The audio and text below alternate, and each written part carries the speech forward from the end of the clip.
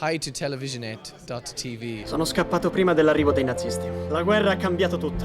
Oramai non sappiamo più chi siamo. Sono Anita, anche se i miei documenti non sono pronti. Lascia Auschwitz fuori da questa casa. Questo è meglio se lo copri. I comunisti non sono teneri con gli ebrei. The reason I was delighted to be involved in this is because, of course, Roberto Faenza's track record is incredible. You know, he's a prolific maestro here in Italia and beyond. So that was it was a safe pair of hands, definitely. Quando potrò uscire? Oh, quante volte devo dirtelo? Se la polizia ti ferma e non hai i documenti, ti arresta. Dai, vestiti, ti porto fuori. Fuori. Un giorno gli montiamo sopra e ce ne andiamo via, lontano. Dici sul serio?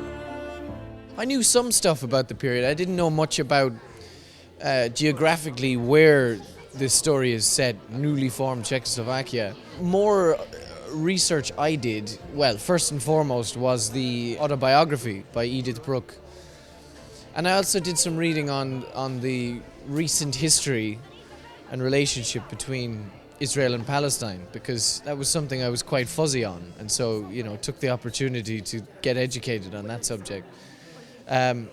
But as regards this time period, I didn't really know anything about it. But you know, this, I suppose, as an actor, it's first and foremost a personal story. So I suppose you have to understand your story emotionally, and that is the backdrop. That's the context in which the story takes place.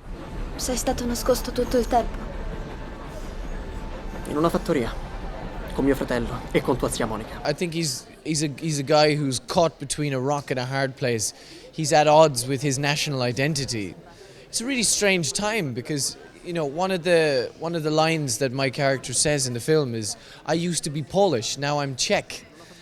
That's such a strange concept, you know, that you grow up all your life being of a certain nationality and all of a sudden the borders change and you're from a different country. That's just so strange and so bizarre. So there's a lot of resentment there, and there's a lot of fear from the Russians. There's a lot of fear from the Christians. You know, it was a very strange time, and what's interesting about this period is that not a lot of people realize that I think in some senses the Jews exchanged one tyranny for another, you know, and the tyranny continued. Eli, tu mi ami? Voglio saperlo. Ma lo sai già? No, non lo so. Sì. Certo che ti amo. I love rehearsal. I love when we stop talking about it and start doing it, really, you know, and getting it wrong, and then getting it a little bit more right, and then eventually getting it great, you know. And what was lovely is that all of my stuff is with the lovely Eileen Powell. It was genuinely a joy to do stuff with her, you know. I mean, it can go either way sometimes with someone who you're working that closely with, you know. It can be tough, but with Eileen it was just an absolute joy.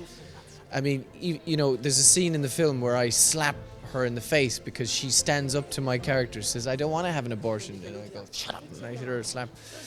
And that was day two.